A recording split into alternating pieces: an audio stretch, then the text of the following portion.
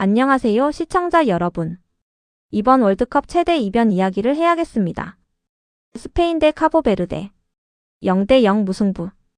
0대0입니다. 스페인이 카보베르데를 상대로 점유율 74%, 슈팅 27개를 때리고도 단 한 골도 넣지 못했습니다. 이게 어떤 일인지를 이해하려면 카보베르데가 어떤 나라인지를 먼저 알아야 합니다. 카보베르데. 아프리카 서쪽 대서양의 작은 섬나라입니다. 이번 대회가 월드컵 첫 본선 진출입니다. 그 나라가 유로 2024 챔피언 스페인을 상대로 무실점 무승부를 만들어냈습니다. 그리고 경기가 끝난 후 카보베르데 골키퍼가 눈물을 흘렸습니다. 43세입니다. 오늘은 이 모든 것을 하나씩 풀어드리겠습니다. 지금 시작합니다. 먼저 통계 이야기부터 해야겠습니다. 점유율 74대 26. 스페인이 공을 거의 혼자 다 가지고 놀았습니다. 슈팅수 27대 6. 스페인이 27번 슈팅을 때렸고 카보베르데는 6번입니다. 골 기대값 2.29 대 0.3. 이 지표가 뭔지 아시는 분들은 바로 이해하실 겁니다. 통계적으로 스페인은 2.29골을 넣었어야 했습니다. 0.3이면 거의 안 넣는 게 정상이라는 거고요. 이 수치들만 보면 스페인이 완전히 일방적으로 압도한 경기입니다. 그런데 결과는 0대0. 숫자와 결과 사이의 이계리감. 이게 오늘 이야기의 핵심입니다. 스페인이 왜 골을 못 넣었냐를 이야기해야 합니다. 데 라푸엔테 감독의 선발 라인업 선택 이야기부터 하겠습니다. 스페인에는 야말과 니코 윌리엄스라는 무시무시한 윙어들이 있습니다.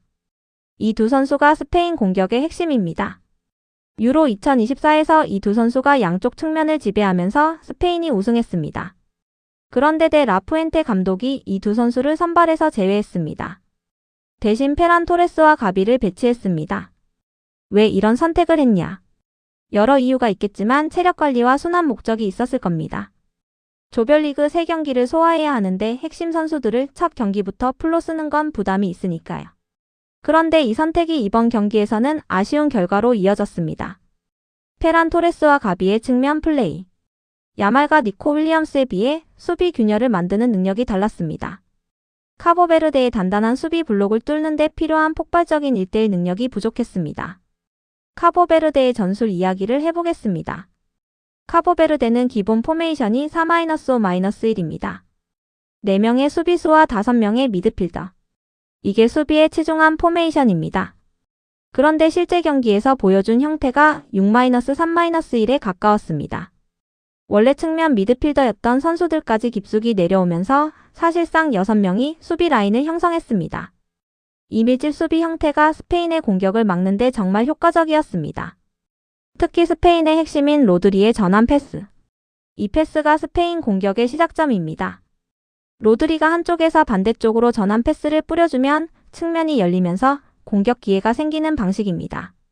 그런데 카보베르데가 이 로드리의 전환 패스마저 원천 차단했습니다. 패스 길목을 철저하게 막았습니다.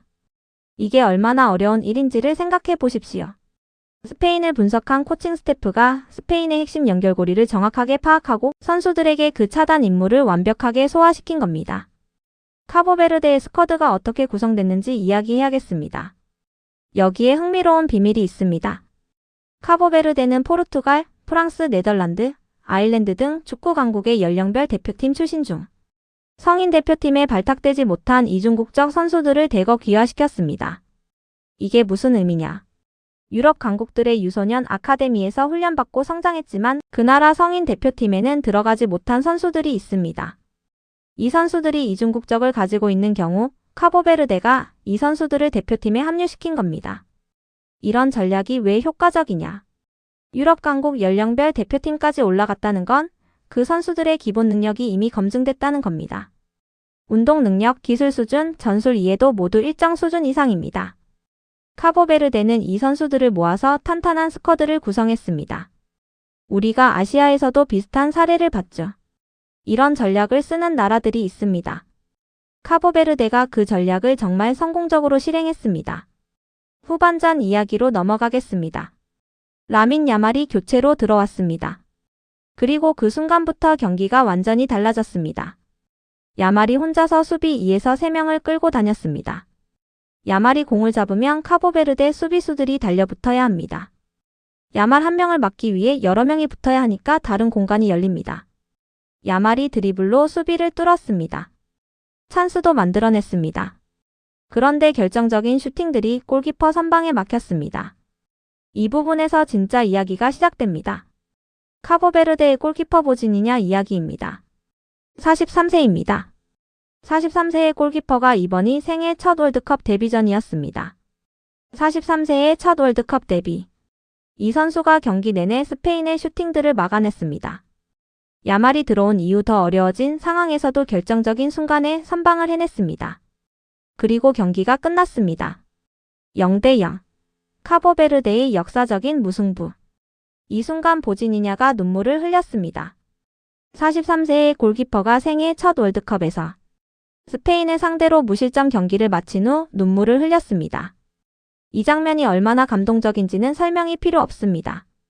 43년. 그 세월 동안 골키퍼로 살아왔고 그 세월 끝에 월드컵 무대에 섰습니다. 그리고 그 무대에서 유럽 최강 스페인을 막아냈습니다. 이게 스포츠가 줄 수 있는 감동입니다. 이제 조별리그 판도 이야기를 해보겠습니다. 스페인이 첫 경기에서 비겼습니다. 이게 어떤 의미냐? 같은 조에 우루과이와 사우디아라비아가 있습니다. 스페인이 1위를 확정짓지 못한 상태에서 이 팀들과 남은 경기를 치러야 합니다. 3차전까지 경우의 수를 따져야 하는 복잡한 상황이 됐습니다. 스페인이 우루과이전에서 어떤 모습을 보여주느냐가 이제 이 조의 핵심이 됩니다. 만약 스페인이 야말과 니코 윌리엄스를 선발로 세우고 본격적으로 나온다면 달라지겠죠. 그러나 첫 경기에서 이 두 선수를 제외했다가 결국 불러와야 했던 경험이 다음 경기 라인업 선택에 영향을 줄 수 있습니다. 이번 경기가 가지는 더 큰 의미를 이야기하겠습니다. 월드컵 48개국 확대에 대한 불만이 유럽에서 많았습니다. 이전 영상에서도 이야기했죠. 체페린 UEFA 회장의 발언들. 축구 변방국들의 참여가 늘어나는 것을 쓸모없는 경기라고 표현했던 그 발언들. 그런데 최근 아시아 팀들이 유럽 강호를 상대로 선전하는 모습에 이어 이번에는 카보베르데가 스페인을 상대로 무실점 무승부를 만들었습니다. 이게 뭘 증명하냐? 월드컵 참가국 확대가 축구 수준을 저하시킨 게 아니라는 겁니다. 오히려 더 많은 나라들이 월드컵을 목표로 준비하고 성장하면서 이런 경기들이 나오는 겁니다. 카보베르데는 첫 본선 진출입니다. 그런데 이 첫 본선에서 스페인과 비겼습니다. 이게 어떻게 가능하냐? 그동안 준비해왔기 때문입니다. 이중국적 선수들을 영리하게 활용하고 전술을 치밀하게 준비하고 43세 골키퍼가 생애를 걸고 이 순간을 위해 버텨왔기 때문입니다. 쓸모없는 경기라고요. 이 경기가 쓸모없습니까? 마무리하겠습니다. 스페인 대 카보베르데 0대0. 통계는 스페인의 완벽한 지배를 보여줬습니다. 점유율 74%, 슈팅 27개, 골 기대값 2.29. 그러나 결과는 0대0. 이게 축구입니다. 숫자가 결과를 보장하지 않는다는 걸 이 경기가 보여줬습니다. 43세 보지니냐의 눈물. 카보베르데 선수들의 철저한 수비. 야말이 들어와서도 뚫지 못했던 그 단단함. 그리고 이 모든 것이 만들어낸 역사적인 무승부. 이 경기는 오래 기억될 겁니다. 카보베르데 역사에서 그리고 이번 월드컵 역사에서. 오늘 영상은 여기까지입니다. 구독과 좋아요, 알림 설정 꼭 부탁드립니다.